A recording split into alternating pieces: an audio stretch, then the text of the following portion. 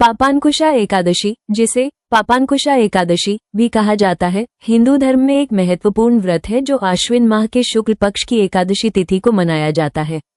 इस वर्ष पापांकुशा एकादशी 3 अक्टूबर 2025 शुक्रवार को है। इस दिन विशेष रूप से भगवान विष्णु और मां लक्ष्मी की पूजा की जाती है। पापांकुशा एकादशी 2025 तिथि और समय। एकादशी तिथि प्रारंभ 2 अक्टूबर 2025 शाम 7:10 बजे। एकादशी तिथि समाप्ति 3 अक्टूबर 2025 शाम 6:32 बजे। व्रत पारण समय 4 अक्टूबर 2025 सुबह 6:16 बजे से 8:37 बजे तक। पापांकुशा एकादशी का महत्व। पापांकुशा एकादशी का व्रत विशेष रूप से पापों से मुक्ति और पुण्य की प्राप्ति के लिए किया जाता है। इस दिन भगवान विष्णु की पूजा करने से समृद्धि, सुख और शांति की प्राप्ति होती है। धार्मिक मान्यता के अनुसार इस दिन उपवास रखने से समस्त पाप समाप्त हो जाते हैं और मोक्ष की प्राप्ति होती है।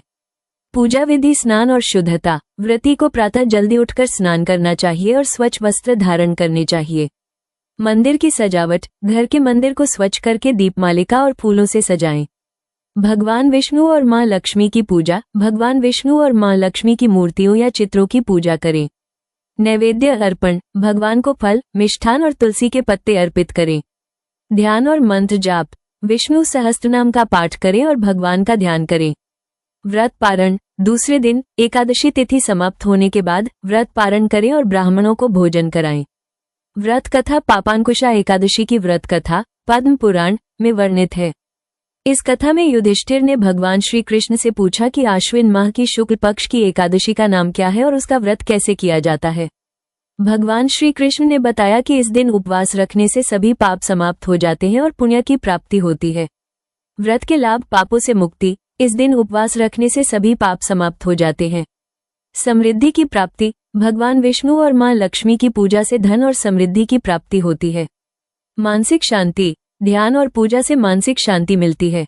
मोक्ष की प्राप्ति। इस दिन उपवास रखने से मोक्ष की प्राप्ति होती है। पापांकुशा एकादशी का व्रत धार्मिक दृष्टि से अत्यंत महत्वपूर्ण है। इस दिन भगवान विष्णु और मां लक्ष्मी की पूजा करने से जीवन में सुख, समृद्धि और शांति की प्राप्ति होती है। व्रती को इस दिन उपवास रखना चाहिए और विधिपूर्वक पूजा करनी चाहिए। इससे सभी पाप समाप्त होते हैं और पुण्य की प्राप्ति होती है।